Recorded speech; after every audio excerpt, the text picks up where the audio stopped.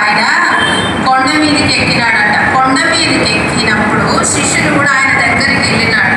అప్పుడు ఆయన నోరు తెరిచి ఇలాగూ బోధింపసాగిన. జన సమూహములకు ఆయన ఏం చేస్తున్నాడంట? బోధించినాడు. ఇది ఆయన జీవితంలో మొట్టమొదటి ప్రసంగం. యేసుక్రీస్తు ప్రభు ఆయన 30 సంవత్సరాలు వచ్చిన తర్వాత మొట్టమొదటి ప్రసంగం ఆయన చేసినాడు. కనుక ఈ ప్రసంగము ఎంతో అద్భుతమైనది, ఎంతో శక్తివంతమైనది, ఎంతో అర్థసహితమైన ప్రసంగం. ఏదో అలాంటప్పుగా ఇది చేసేది కాదు. కానీ ఈ యొక్క ప్రసంగము అనేక మంది జీవితాల్లో గొప్ప మార్పును కలగజేసింది. ఎంతో మందికి ఈ ప్రసంగము లేకపోతే యేసు ప్రభు జీవితము మాదిరికరంగా ఉంది. ఒకరోజు నేను ఒక పుస్తకంలో ఏం చదివినానంటే, గాంధీ తాత, మీకు అందరికీ తెలుసు, గాంధీ తాత గారు ఆయన ఈ యొక్క యేసు ప్రభు మీద ఉన్న ప్రేమతో, ఆశతో ఆయన ఏం చేసిందంట, ఆయన మాటల్లో అన్ని ప్రసంగాలు యేసు ప్రభు చేసినాడు. ఆయన మాటల్లో ఏది ఆయనకు నచ్చలేదంటే ఒక్కదే నచ్చిందంట. ఈ యొక్క కొండ మీద చేసిన ప్రసంగం ఆయనకు నచ్చిందంట. మనం అంటాము యేసు ప్రభుని ఎవరు నమ్మినారు, వాళ్ళు నమ్మలే, వీళ్ళు నమ్మలే అంటాం. కానీ పెద్ద పెద్ద మహానుభావులు ఎంతో రహస్యంగా ఆయనని నమ్మి వాడు ఉన్నారన్నమాట. అయితే ఈ గాంధీ ఏం చేసినాడంట, ఒక చక్కటి ఒక అద్దపు ఫ్రేమ్లో ఈ ఆజ్ఞలన్నీ, ఈ యొక్క ప్రసంగంలో ఉండే ఈ మాటలన్నీ రాసుకున్నాడంట. మొదటి 10 వచనాలు ఆయన అక్కడ రాసుకొని పెట్టుకున్నాడంట. ఎవరైనా ఆయన గదిలోకి వెళ్ళినప్పుడు ఈ మాటలను బట్టి వాళ్ళకి చెప్పేవాడంట. కనుక చూడండి, ఈ మాటలు ఒక మనిషిని ఎంతో ప్రభావితం చేసే మాటలు. అందుకని యేసుక్రీస్తు ప్రభు మన అందరికి కూడా ఏం చెప్తున్నాడంటే, ఫస్ట్ ఏమన్నాడు, మీరు లోకమునకు ఉప్పై ఉన్నారు. కనుక ఉప్పు ఎంతో శ్రేష్టమైనది కదా. ఉప్పు లేని ఏ వంటకం మనము చేయము కదా. అన్నేసి చూడు నన్నేసి చూడు అని ఒక సామెత చెప్తుంటారు కదా. కనుక ఒక కుండ నిండా మంచి మటన్ బిర్యానీ వండి నువ్వు పెట్టినా అందులో ఉప్పు లేకపోతే ఏమంటారు, అబ్బా ఉప్పు లేదు, ఏం లేదు.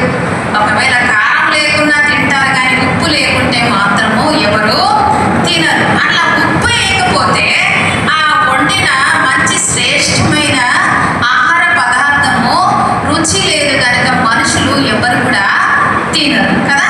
అది కూడా ఎట్లా వేసుకోవాలా, తగినంతనే వేసుకోవాలా కదా.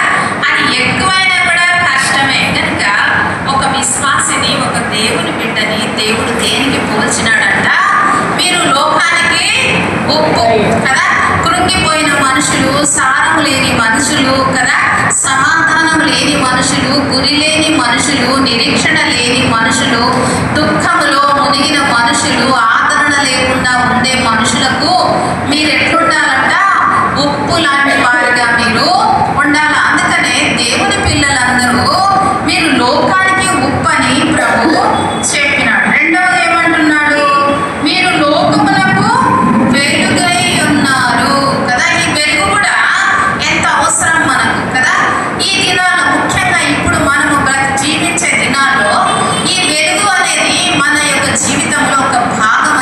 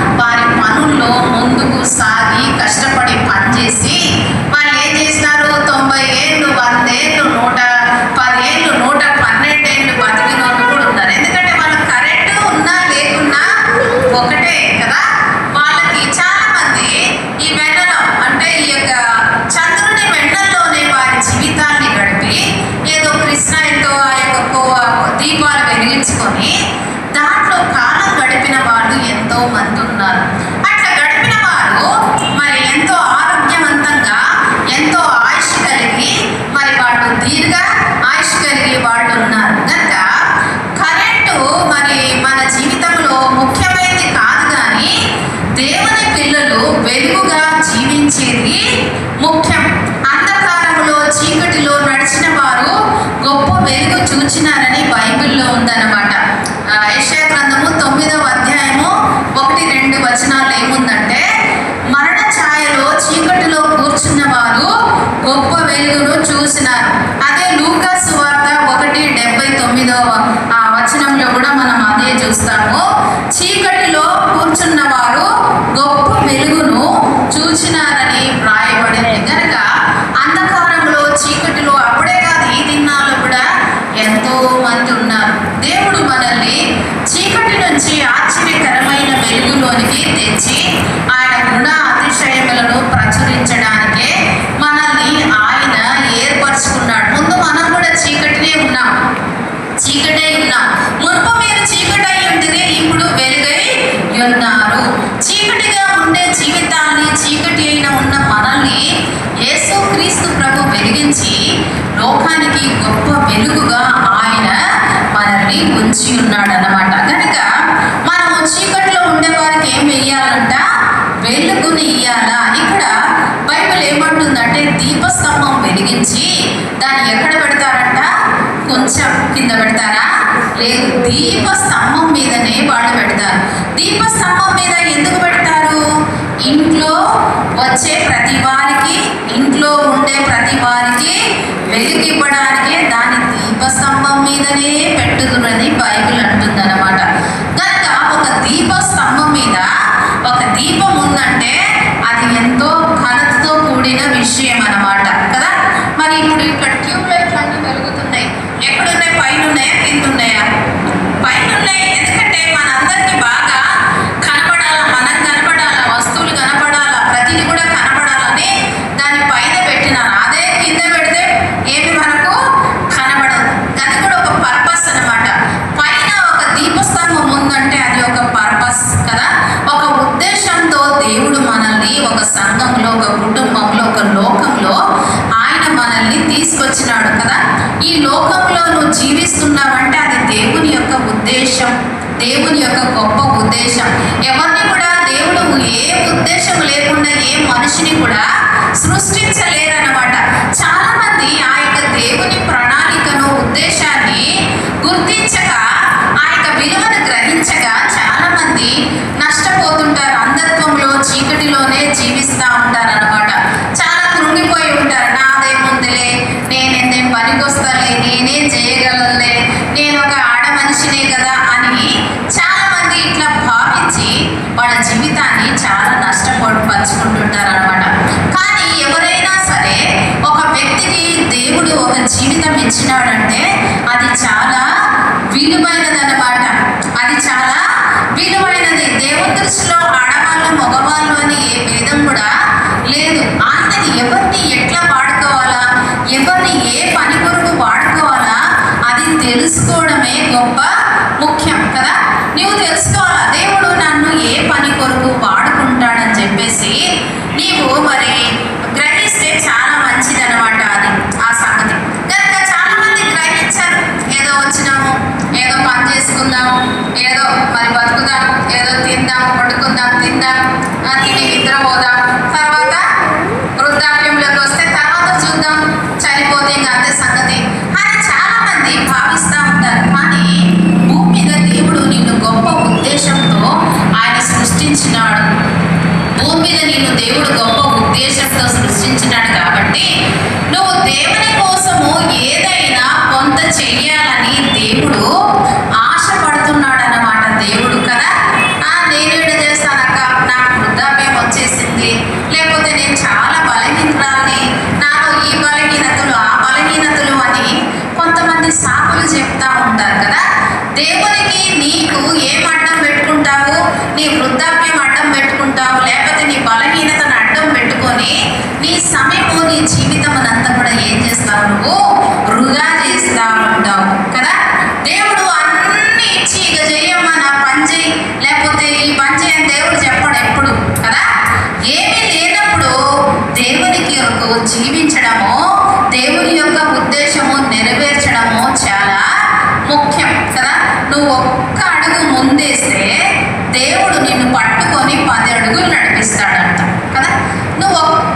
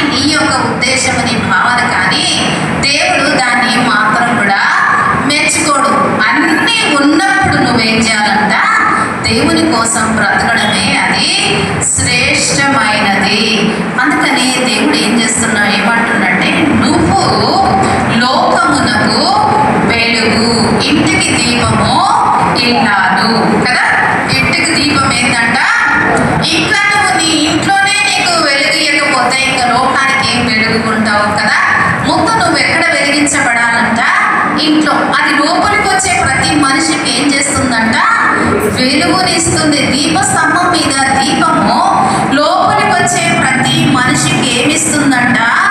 వెలుగిస్తుంది. అందుకనే యేసుక్రీస్తు ప్రభు ఈ యొక్క మాటల్ని ఆయన ప్రజలకు చెప్పినాడు అన్నమాట. యెషయా గ్రంథము 1:1-3 ఏమంటాడంటే అక్కడ యెషయా ప్రవక్త, లేకో తేజరిల్లుము, నీకు వెలుగు వచ్చి ఉన్నది, యెహోవా నీ మీద ప్రకాశించుచున్నది, నీకు వెలుగు వచ్చి ఉన్నది అని చెప్పేసి యెషయా ప్రవక్త అంటున్నాడు. ఇక్కడ ఎందుకు ఈ మాటలు అంటున్నాడంటే యెషయా ప్రవక్త, మరి దేవుని ప్రజలు రక్షించబడిన వారు, దేవుని వెంబడించిన వారు, మరి కొంతకాలం తర్వాత వాళ్ళు ఏమైనారంట? చల్లారిపోయిన పరిస్థితి, చీకటిలో ఉన్న పరిస్థితి, అంధకారంలో ఉన్న పరిస్థితి, నిరీక్షణ లేని పరిస్థితి, ఎటువంటి ఆధారం లేదు అని అపనమ్మకముతో జీవించే పరిస్థితి. అటువంటి ప్రజలకు దేవుడు ఏమంటున్నాడంటే, ఓ నా ప్రజలారా, మీరు ఇంకా ఎందుకు చీకట్లో కూర్చున్నారు? ఇంకా మీరు ఎందుకు కృంగిపోతున్నారు? కానీ నీకు ఏమొచ్చున్నది? వెలుగు వచ్చి ఉన్నది. మనం మీకా గ్రంథము 7వ అధ్యాయంలో మనం చదువుతాం. అక్కడ శత్రువుతో మీకా మాట్లాడుతుంటాడు. శత్రువా, నా మీద ఎందుకు నువ్వు అతిశయపడతావు? నేను కింద పడినా కూడా లేస్తాను, నేను అంధకారంలో ఉన్నా కూడా నేను ఆయనకి ఏం చేస్తా? మొర పెడతా. నన్ను పైకి లేవనెత్తేంత వరకు నేను ఆయనకి ఏం చేస్తా? మొర పెడతా. కనుక ఈ రీతిగా తప్పిపోయిన దేవుని ప్రజలకి, మనకి దేవుడు ఏమిస్తున్నాడంట? ఎన్నో అవకాశాలని ఇస్తున్నాడు. ఏదో ఇంకా అయిపోయింది, మీరు నా మాట వినలేదు, తప్పిపోయినారు కాబట్టి మీరు అదే స్థితిలో ఉండండి అని దేవుడు చెప్పడు. దేవుని యొక్క ఉద్దేశము అటువంటిది కానే కాదు. దేవుడు నిన్ను ఏం చేస్తున్నాడంటే సమకూర్చడానికే ఆయన ఇష్టపడుతున్నాడు అన్నమాట. గతించిన మరి చల్లారిపోయిన జీవితము, మరి ఆత్మీయత లేకపోవటము, ప్రార్థనలు ఏమి, లేకపోతే దేవుని కొరకు జీవించలేకపోవడము, మరి వాక్యం సరిగ్గా ధ్యానించకపోవడము, ఉదయకాలమునే లేచి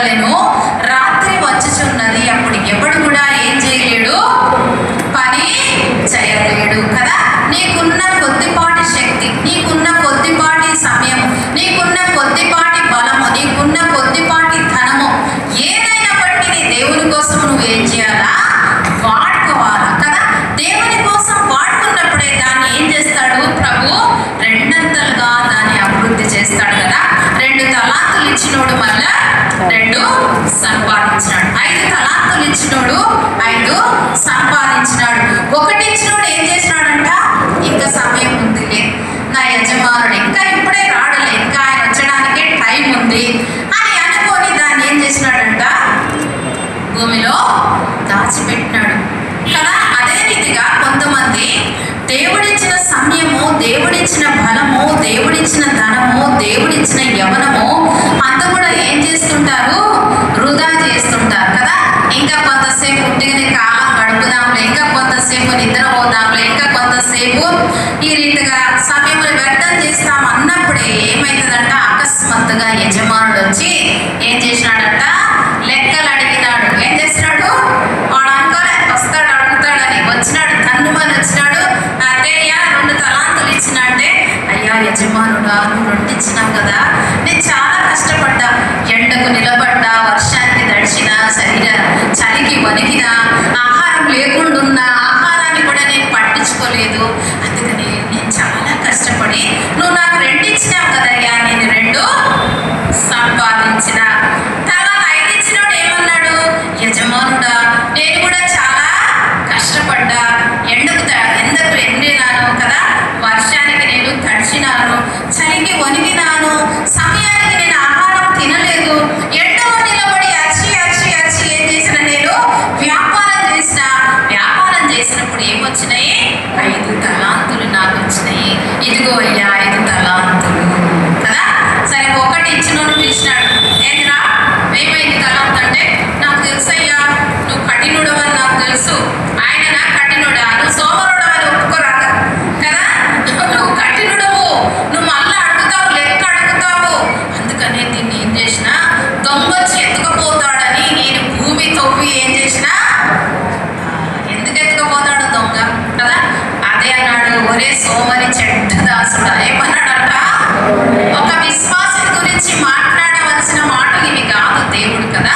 ఒక విశ్వాసి గురించే కాదు, యేసుక్రీస్తు ప్రభు ఈ దినాల్లో ఉండే సేవకుల విషయం కూడా అదే మాట్లాడుతున్నాడు. సేవకులకైనా విశ్వాసులకైనా ఒకటే తీర్పు. ఎవరు కూడా దేవుని దగ్గర నుంచి ఆయన న్యాయపీఠం ఎదుట నిలబడ్డప్పుడు ఎవరు కూడా తప్పించుకోలేరు. అందుకని ఏమన్నాడు? సోమరివైన చెడ్డ దాసుడా, నీకు అంత భయం ఉంటే నా పైసలు తీసుకెళ్ళి సౌకర్యాల దగ్గరికి ఇస్తే వాడు వడ్డించేవాడు కదరా, నాకు ఏం లాభం నీకు ఇచ్చి అని చెప్పి వెంటనే పిలిచి ఈ 1 తలాంతు తీసి 5 తలాంతులు కలిగిన వారికి ఇవ్వండి. అందుకనే బైబిల్ అంటుంది, కలిగిన వారికి ఇయ్యబడును కదా. లేని వారి దగ్గర నుంచి ఉండేది కూడా ఏం చేస్తాడంట? దేవుడు తీసేస్తాడు, పీకేస్తాడు కదా. అందుకని దేవుడు ఏ మనిషి కూడా ఏమి ఇవ్వకుండా ఓడు కదా. అది ఇచ్చినప్పుడు నువ్వు దాన్ని ఏం చేయాలా? జాగ్రత్తగా వాడుకోవాలా, ప్రయాసపడాలా కదా, ప్రయత్నం చేయాలా. నువ్వు ప్రయాసపడండి, ప్రయత్నం చెయ్యండి. ఎట్లా నీకుండే తలాంతులు మరి విస్తరింపజేస్తావు? ప్రయాసం కావాలా, మరి ఏం చేయాలా? ప్రయత్నం కూడా చేయాలా. అందుకని నాకు ఈ మాట చదివినప్పుడు చాలా బాధ అనిపించింది. కలిగినోడికే ఇస్తాడంట దేవుడు, మరి ఇచ్చినోడు సరిగ్గా వాడుకుంటే కదా. ఆ 1 తలాంతు కూడా తీసి 5 తలాంతులు కలిగిన వారికి ఇస్తే అప్పుడు ఏమన్నాడు? నువ్వు అనేకమైన వాటి మీద నేను ఏం చేస్తున్నాను? నియమిస్తున్నాడు కదా. నీకు అధికారం కావాలా, ఘనత కావాలా, అన్ని కావాలా, మెప్పులు కావాలా, కానీ నువ్వు చేసే పని చెయ్యవు కదా. నువ్వు కష్టపడండి, నీకు అధికారం రాదు, ఘనత రాదు, మెప్పు రాదు, ఏమి రాదు. చివరికి ఏమొస్తుంది తెలుసా? శిక్ష మాత్రమే నీకు వస్తుంది. కనుక మొట్టమొదట ఇంటిలో ప్రకాశించిన వారిని గురించి మనం విందాం. ఇంటిలో మొట్టమొదట ఎక్కడ ప్రకాశించాలా? మీ అందరికి ఇల్లు ఉందని నేను అనుకుంటాను. ఎవరన్నా రోడ్డు మీద ఉన్నారా? ఎవరు లేదు. అందరికీ దేవుడు ఒక కుటుంబం ఇచ్చినాడు, ఒక ఇల్లు ఇచ్చినాడు కదా. అది ఎటువంటిదైనా సరే, రేకులదైనా సరే, తాటాకులైనా సరే, పెంకలదైనా సరే, స్లాబ్ అయినా సరే, ఏదైనా సరే, అది రెంటెడ్ హౌస్ అయినా సరే, సొంత ఇల్లు అయినా సరే, ప్రతి ఒక్కరికి ఏమి ఇచ్చినాడంట? ఒక ఇల్లు అనేది దేవుడు నివసించడానికి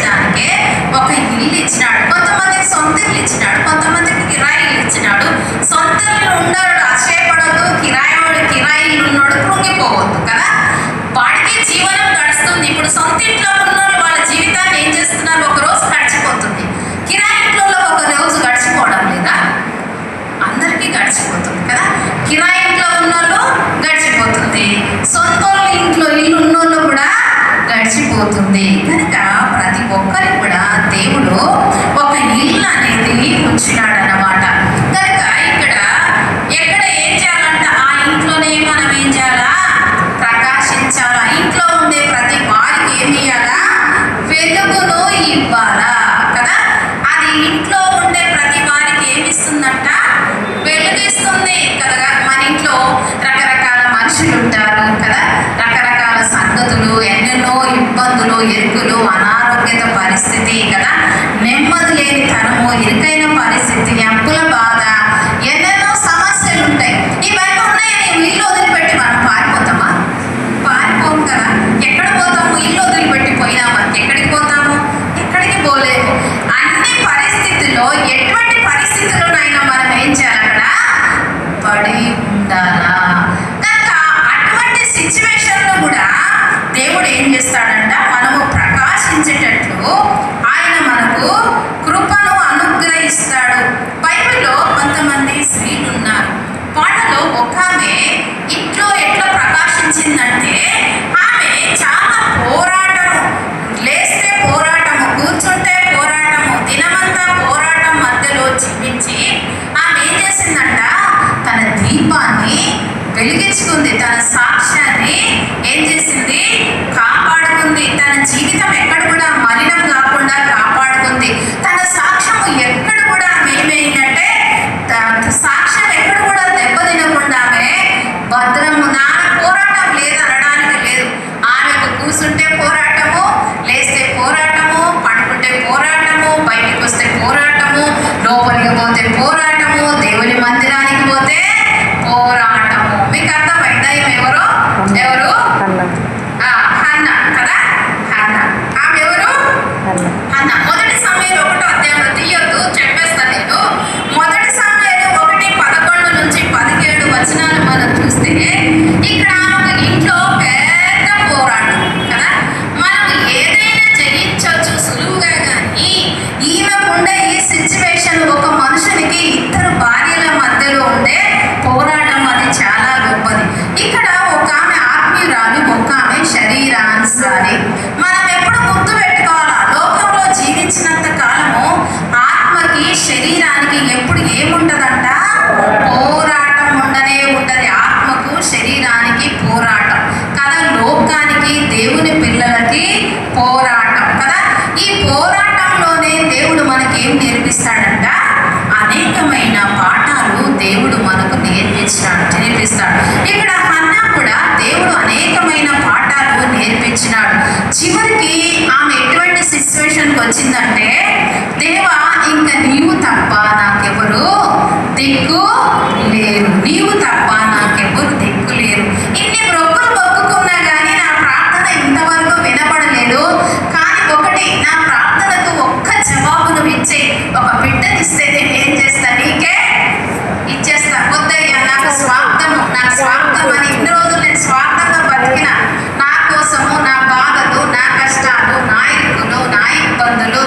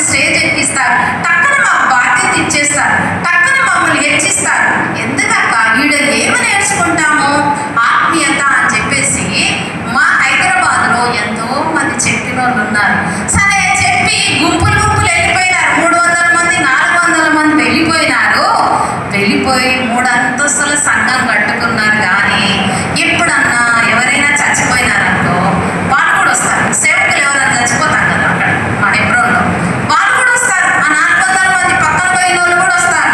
ఓల్డ్ బిలీవర్స్, పాత విశ్వాసులు చనిపోయినప్పుడు, లేకపోతే సేవకులు ఎవరైనా చనిపోయినప్పుడు వాళ్ళు కూడా వస్తారు. కానీ వాళ్ళ ముఖాలలో ఏమాత్రం కూడా సంతోషము ఉండదు. వాళ్ళ ముఖాలలో సంతోషము ఉండదు. కొంతమంది మేము అడిగినాము, మీ పిల్లలు అక్కడ పోయి బాగా ఎదిగినారు కదా, మీరు కూడా పోండి, ఎందుకు పిల్లలు అక్కడ మీరెందుకు ఇక్కడ అని అడిగితే వాళ్ళు ఏమన్నారు తెలుసా? మేము చచ్చితే మా ప్రాణాలు ఇక్కడే పోవాలి, మేము హెబ్రోన్ వదిలిపెట్టి పోం. ఎందుకంటే హెబ్రోన్లో పరిస్థితులు ఎట్లున్నా కూడా అక్కడ ఉండే ఆనందమే వేరు, అక్కడ ఉండే సంతోషమే వేరు, అక్కడ ఉండే ఆదరణే వేరు. ఈ చాలా మంది అనుకుంటారు హెబ్రోన్ ఇట్లా అట్లా, కానీ జరిగే కూడికలన్నీ మంచిగానే జరుగుతున్నాయి. చాలా మంది ప్రార్థనకు వస్తుంటారు, చాలా మంది ప్రార్థనకు వచ్చి ప్రార్థనలు చేసుకొని పోతుంటారు అన్నమాట. హెబ్రోన్ పరిస్థితులు ఎట్లున్నా గేట్ వేసేస్తాడు. ఎవరు కావాలంటే అయ్యా ప్రార్థన చేసుకుంటాం అయ్యా మమ్మల్ని వదిలయ్యా అంటే గేట్ తీస్తాడు. టక్కన లోపలికి వస్తుంది సహోదరి, పులిపిట్టల దగ్గర ప్రార్థన చేసుకొని. కానీ ఎవరే కానీ ఎందుకు ఇట్లా అని చెప్పేసి హెబ్రోన్ గురించి నీచంగా ఏదో తెలివి లేని వాళ్ళు మాట్లాడతారు. కానీ గర్వించి పోయిన వాళ్ళందరూ ఇప్పుడు ఏం చేస్తున్నారు తెలుసా? కష్టపడుతున్నారు కదా. ఎవరైనా హెబ్రోన్కి వచ్చి చనిపోయినారంటే వాళ్ళకి ఎక్కడ లేని ఘనత కదా. అదే కొంతమంది పక్కన పోయినారు కదా, వాళ్ళు చనిపోతే ఎవడు ముఖం కూడా చూడడానికి పోరు అక్కడ, వాళ్ళని అటు నుంచి ఇంటిలో నుంచి ఎత్తుకొని పెడతారు. నేను ఏమంటున్నానంటే ఎట్టి పరిస్థితుల్లో కూడా దేవుని సంఘాన్ని మనం ఏం చేయకూడదు. ఇది ఎవరిది కాదు, దేవుని సంఘం ఎవరిది కాదు.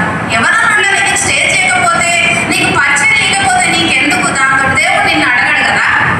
దేవుడు ఇచ్చినప్పుడు నువ్వు చెయ్యకపోతే దానికి నువ్వు బాధ్యురాలివి కదా.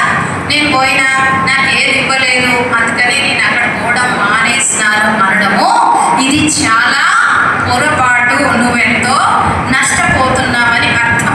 ఇక్కడ అంత కఠినమైన పరిస్థితి ఉండేప్పుడు ఏం చేసిందంట? పోయింది, సాధించింది.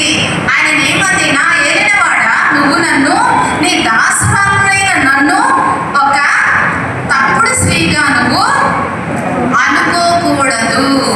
నీ దాసురాలను పనికి మారిన దానిగా నువ్వు అనుకోకూడదయ్యా. నేను పనికి మారిన దాని కాదు, ఒక మంచి స్త్రీని కదా. కొన్నిసార్లు మనల్ని అపార్థం చేసుకున్న మీదకి వెంటనే కాలు దువ్వి పోకూడదు. వాళ్ళని ట్రై చేయాలా, అట్లా కాదు ఇట్లా అని చెప్పడానికి వాళ్ళకు ట్రై చేయాలి. దానికి కూడా వాళ్ళు అర్థం చేసుకోవడం లేదంటే వాళ్ళని ఏం చేయాలా? దేవునికి అప్పగించాలి. అందుకే పౌలు అన్నాడు కదా, నువ్వు చెప్పుకో, ఒకవేళ మాట వినకపోతే అటువాన్ని సైతానికి అప్పగించు అన్నాడా లేదా కదా. కనుక మనం కూడా అట్లనే చేయాలి. దేవుని పిల్లలమైనా చెప్పేంత వరకు చెప్పాలా, మన యొక్క స్థితిని చెప్పుకోవడానికి ప్రయత్నం చేయాలా. అది కూడా వారు వినలేదంటే ఎవరికి చెప్పాలంట? సైతానికి అప్పగించాలంట. ఇక అటువంటి వాడు అబద్ధికుని ఏమన్నా దేవుడు ఏం చేస్తాడు? దేవుడు కూడా సాతానికి అప్పగిస్తాడు కదా. కనుక సాతానికి అప్పగించాలని పౌలే చెప్పినాడు. కనుక ఇక వారి సంగతి దేవుడు చూసుకుంటాడు. వాడు సైతాన్ చేతిలో ఉన్నాడని మనము గ్రహించక తప్పదు. కనుక పోరాటంలో గెలిచిన స్త్రీ ఎవరంటే హన్నా కదా. కనుక మన జీవితంలో కూడా వచ్చే పోరాటములన్నింటిలో మనం ఏం చేయాలంట? విజయము సాధించాలా. పోరాటం వద్దంటే నీకు కిరీటం ఉండదు, సింహాసనం ఉండదు, పరలోకం కూడా ఉండదు. బైబిల్ ఏమంటుందంటే నువ్వు అనేక శ్రమలు పొందిన తర్వాతనే నేను నీకేమిస్తాను? పరలోక రాజ్యము ఇస్తా. రక్షణ పొందిన వెంటనే నీకు పరలోక రాజ్యం కావాలంటే దొరకదు. ఆయన రాజ్యమునకు, ఆయన పిలుపునకు మీరు తగిన రీతిగా జీవించండి. కనుక దేవుని రాజ్యానికి, దేవుని పిలుపుకు మరి మనం ఎట్లా జీవించాలంట? తగిన రీతిగా జీవించాలి కదా. మన ప్రయాణంలో ఎన్నో అవకతవకలు, ఎన్నో పోరాటాలు, ఎన్నో యుద్ధాలు, ఎన్నో కష్టాలు ఇవన్నీ వస్తుంటాయి. వీటన్నిటిని జయించాలి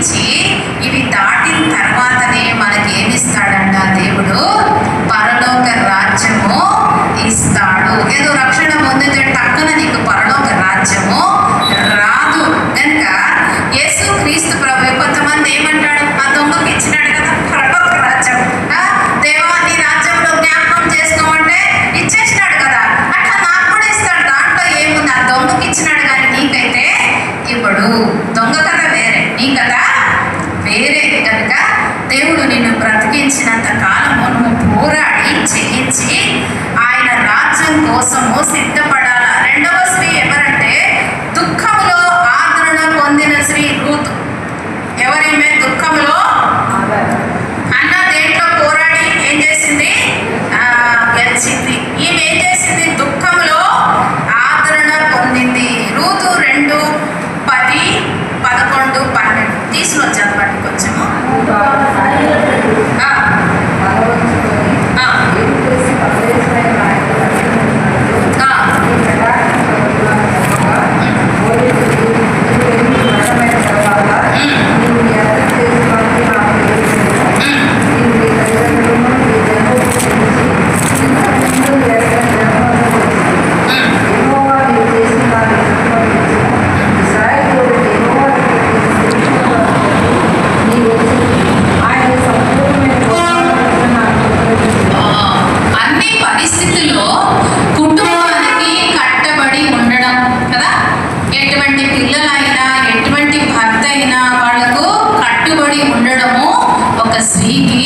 ఇది గొప్ప బాధ్యతతో కూడిన పని.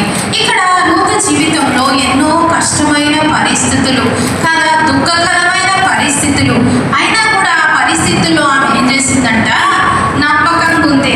యాక్చువల్గా అది ఆ రూతు గ్రంథము నయోమి పేరుతో రాయబడాల.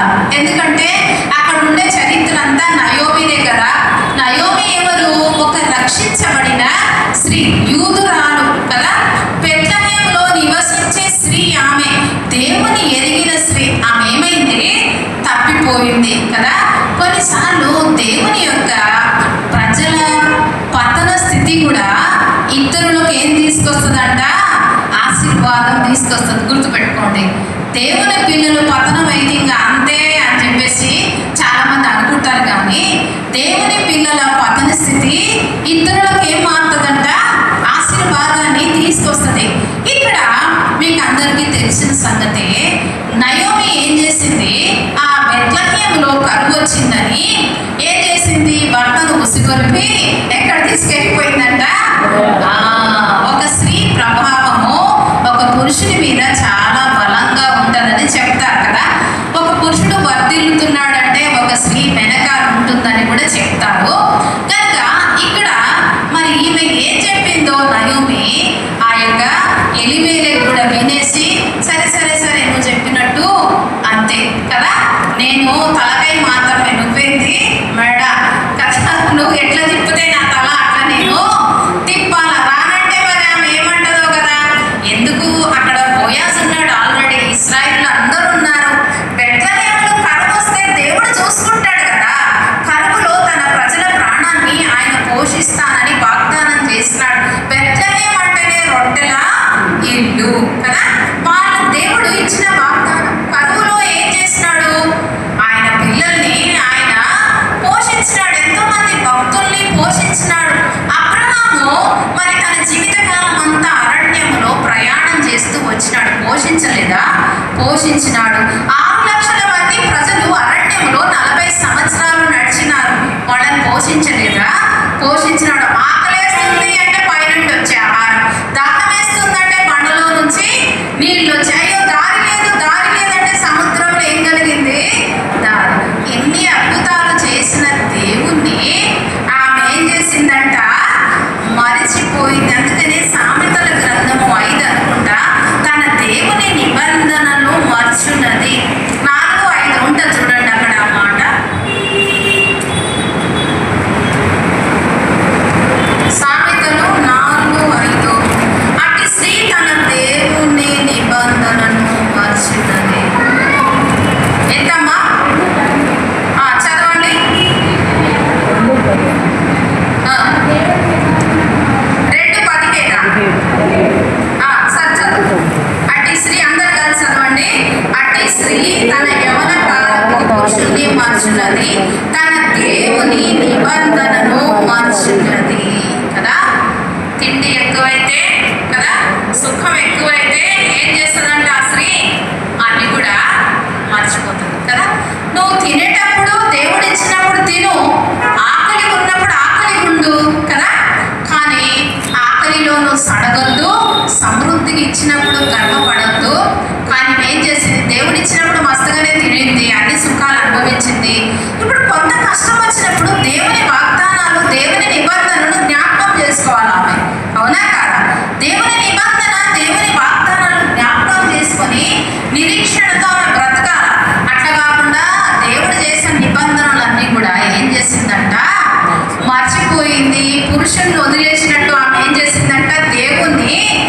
వదిలేసింది. ఎజెకియెలు గ్రంథంలో అట్లనే తిడుతూ ఉంటాడు దేవుడు. అబ్బా నాకు అనిపించేది ఏంది, దేవుడు ఇంత ఇట్లా కూడా తిడతాడా, వ్యభిచారురాలా అంటాడు కదా. ఇంత భయంకరమైన మాటలు దేవుడు ఎందుకు ఇట్లా అంటున్నాడంటే దేవునికి అంత ఘోరమైన ద్రోహాన్ని చేసినారన్నమాట ప్రజలు. అందుకనే దేవుడు అంత ఘోరమైన మాటలు తిడుతూ ఉంటాడు అన్నమాట.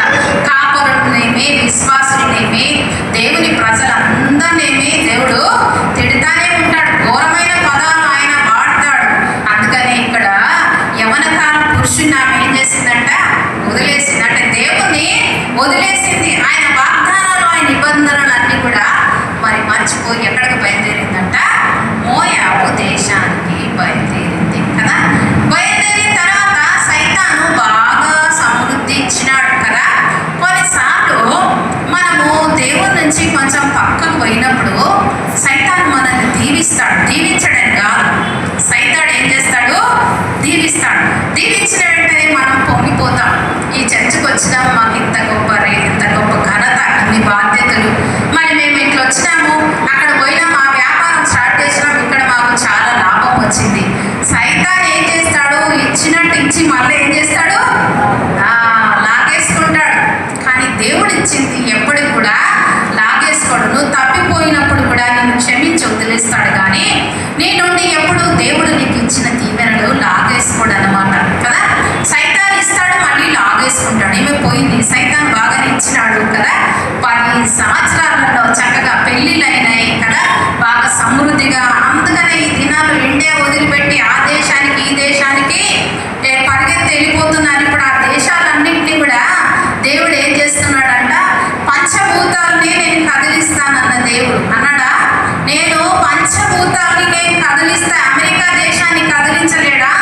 ఏ దేశాన్నైనా దేవుడు కదిలించి నీ తల బోడి చేసి అక్కడి నుంచి మళ్ళీ నిన్ను ఇండియాకు పంపించే స్తోమత, అధికారము, శక్తి దేవునికి ఉంది. నేను చెప్పేది ఏమంటే, మనము దేవుని కంటే మించింది ఏది కూడా మనము కోరకూడదు. సుఖాన్ని అసలే కోరకూడదు. సుఖపడే దినాలు మనకు కానే కావు.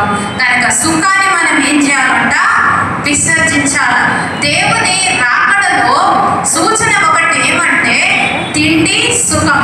చెప్పండి, తిండి సుఖం. ఈ దినాల్లో మనుషులకు ఎక్కువైపోయింది. తిండి, సుఖము, నిద్ర, ఈ 3 ఎక్కువైపోయింది. కానీ అనుకోని ఘడియలో ఆయన ఏం చేస్తాడంట, అకస్మాత్తుగా వచ్చి శ్రమపడే తన బిడ్డల్ని, కష్టంలో ఉండే బిడ్డల్ని, ఆహారం లేకుండా ఉండే బిడ్డల్ని ఆయన ఎత్తుకొని వెళ్ళిపోతాడు. తిన్నమ్మా, సుఖపడమ్మా, మంచిగా నిద్రపోమ్మా అంటాడు నిన్ను.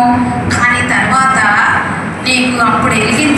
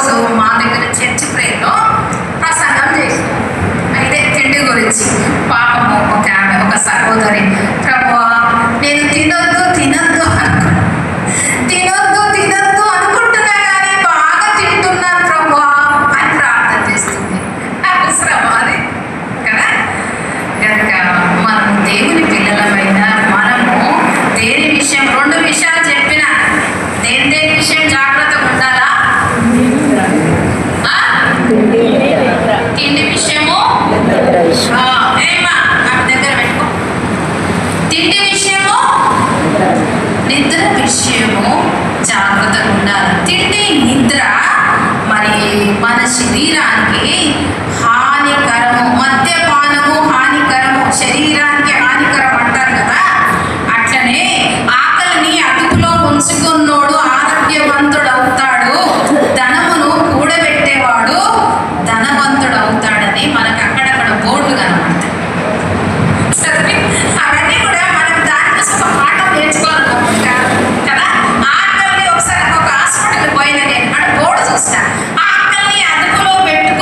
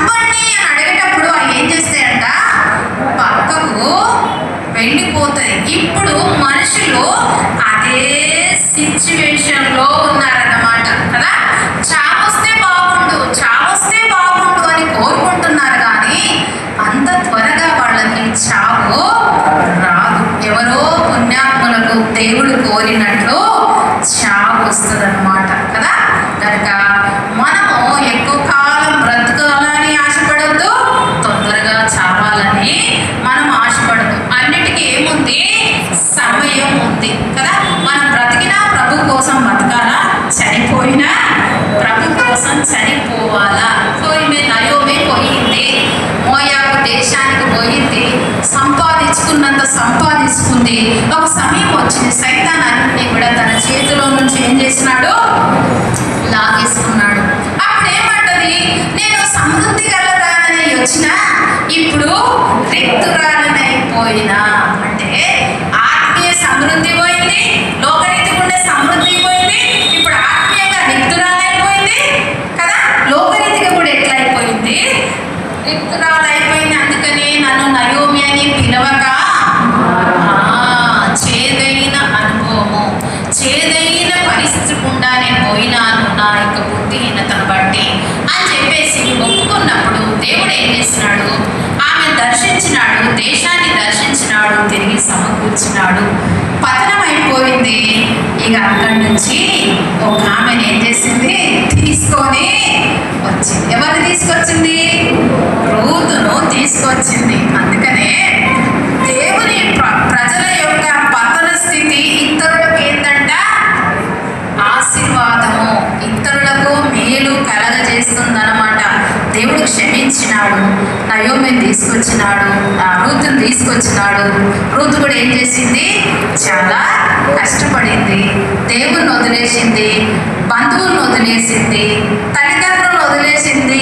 అట్లనే అంటున్నాడు కదా బోయాజు ఇక్కడ, ఇంటిని వదిలేసింది, తెలియని ప్రజల దగ్గరికి, తెలియని దేవుని దగ్గరికి వచ్చింది. ఆమె ఏం చేసిందంట, క్షేమం పొందింది. కానీ ఒక మంచి సాక్ష్యము, ఎందుకయ్యా నేను పరదేశిని, నా పట్ల ఇంత దయ ఎందుకు చూపిస్తున్నావంటే, నేను నీ అత్తకు చేసిందంతా కూడా ఏం చేస్తున్నా, కనిపెట్టినా, విన్నా, చూసినా. అందుకనే నీ పట్ల ఏం చూపించవలసి వస్తుంది, దయ చూపించవలసి వస్తుంది. కనుక ఆమె ఒక పెద్ద ధనవంతునికి భార్యగా అయ్యి యేసు క్రీస్తు వంశావళిలోనికి ఆమెను దేవుడు మరి తీసుకొచ్చినాడు కదా. ఆమె వంశంలో నుంచి దేవుడు మరి యేసుక్రీస్తు ప్రభునే తీసుకొచ్చినాడు. మత్తయి సువార్తలో మరి మత్తయి సువార్త మొదటి అధ్యాయంలో పలానాయన కనెను, పలానాయన కనెను చెప్పుతా మరి బోయాజు రూతునందు ఓబేదును కనెను, ఓబేదు యెషయిని కనెను, యెషయి దావీదు కుమారుడైన యేసుక్రీస్తుని కనెను కదా. యెషయి మరి దావీదు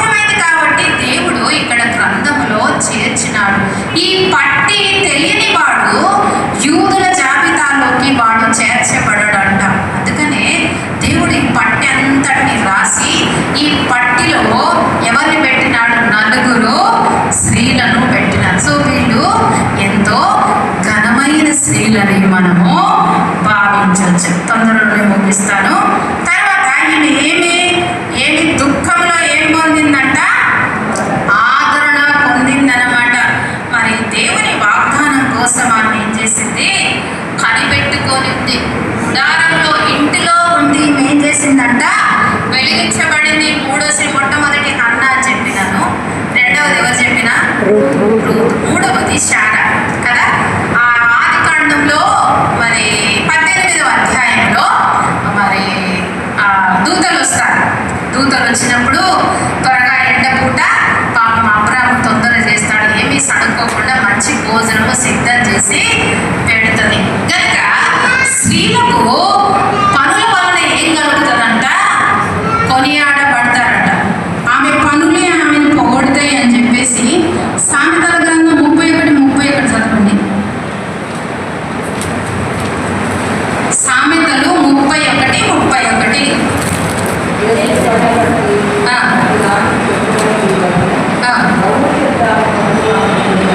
గమునుల యొద్ద ఆమె పనులు ఆమెని కొనియాడు కదా. కొంతమంది ఏమంటారు తెలుసా, పని చేసి చేసి చేసి అలసిపోతానబ్బా.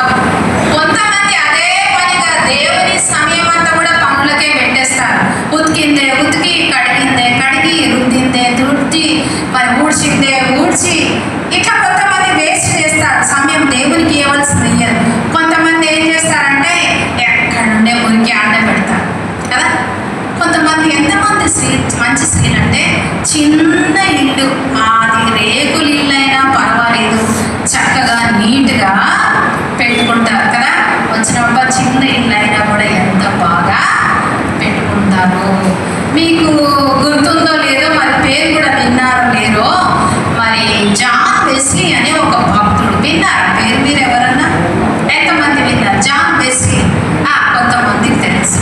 ఈ జాన్ వెస్లీ అనే ఒక పెద్ద గొప్ప సువార్థికుడు. ఆయన ప్రపంచాన్ని కదిలించిన సువార్థికుడు అన్నమాట. ఈమె తల్లి సుజానా వెస్లీ, భర్త చిన్న సేవకుడు, పల్లెటూరులో చిన్న సేవకుడు సామ్యూయల్ వెస్లీ. వీళ్ళకి దేవుని దయను బట్టి 19 మంది పిల్లలు పుట్టినారంట. ఎంతమంది? 19 మంది పిల్లలు. ఏ ఆదాయం లేదు, విశ్వాసంతో బ్రతకాల కదా. పిల్లలకు ఏం చేస్తుందంట? ఆకలేస్తుందంటే, నాన్న మనకు ఆకలేసినప్పుడు దేవుడు అన్నం ఇస్తాడు, ప్రార్థన చెయ్యండి. ఇక పిల్లలు ప్రార్థన చేస్తానే, ఏంటమ్మా అన్నం ఇంకా రాలేదు, ఇంకా చెయ్యండి నాన్న, దేవుడు ఇస్తాడు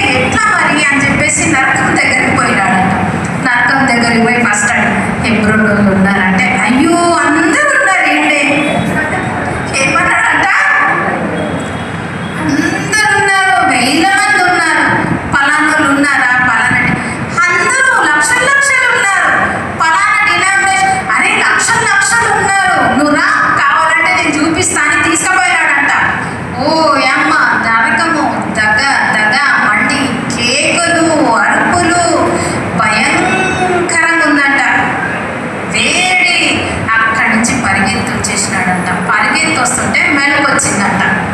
అప్పుడు తీర్మానం చేసుకున్నాడంట, దేవా నేను ఎప్పుడే కానీ నిర్లక్ష్యంగా సువార్త చెప్పను, సువార్త నేను ప్రకటించకుండా నేను నిద్రపోను అని చెప్పి తీర్మానం చేసుకొని ప్రతి మనిషికి పట్టి పట్టి పట్టి పట్టి పట్టి సువార్త చెప్పినాడంట. సినిమా థియేటర్ల దగ్గర నిలబడి సువార్త చెప్పినాడు.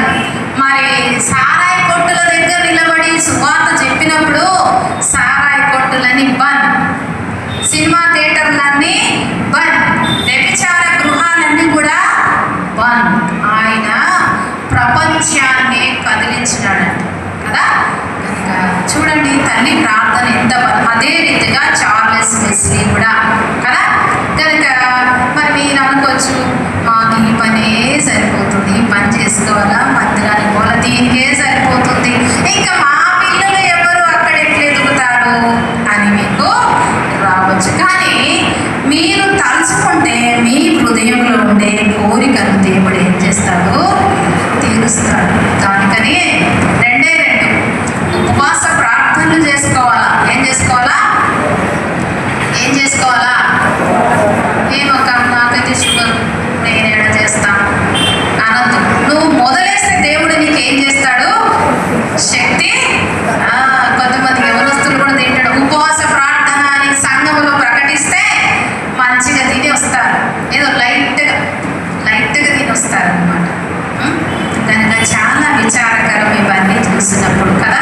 ఒక ఆమె బైబిల్లో మనకు తెలుసు, లూకా సువార్తలో అన్న ఆమె 7 ఏళ్ళు పెనిమిటితో కాపురం చేసి 84 ఏళ్ళు ఉపవాసం ఉండి దివరాత్రములు ఉపవాస ప్రార్థనతో ఎక్కడ గడిపిందంట, దేవాలయములో గడుపుతూ యేసు క్రీస్తు ప్రభు విమోచకుడు వస్తాడు అని ఆయన కోసం కనిపెడుతూ ఆయన గురించి మాట్లాడుతూ ఉందంట కదా. ఆమె కోరిక తీర్చబడింది.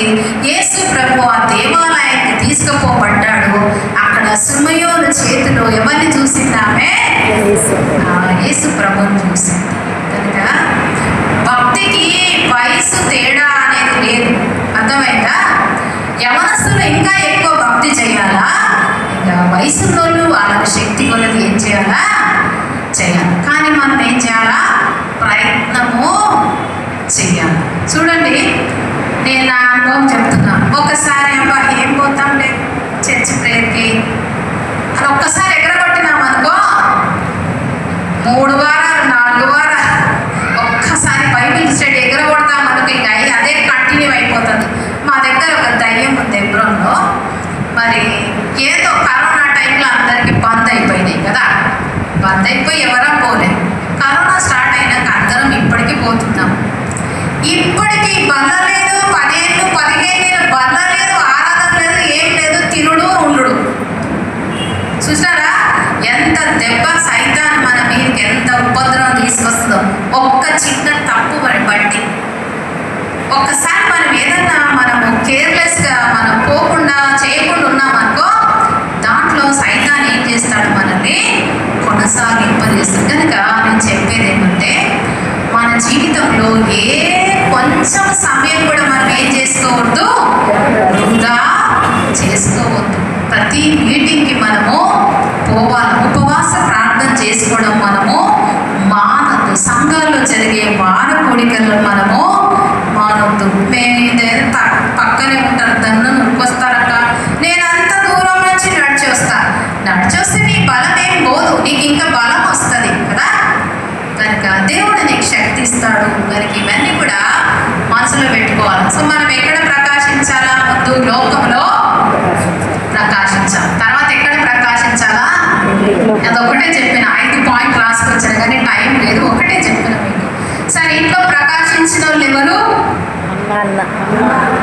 హన్న. రెండవది, మూడవది సారా కదా.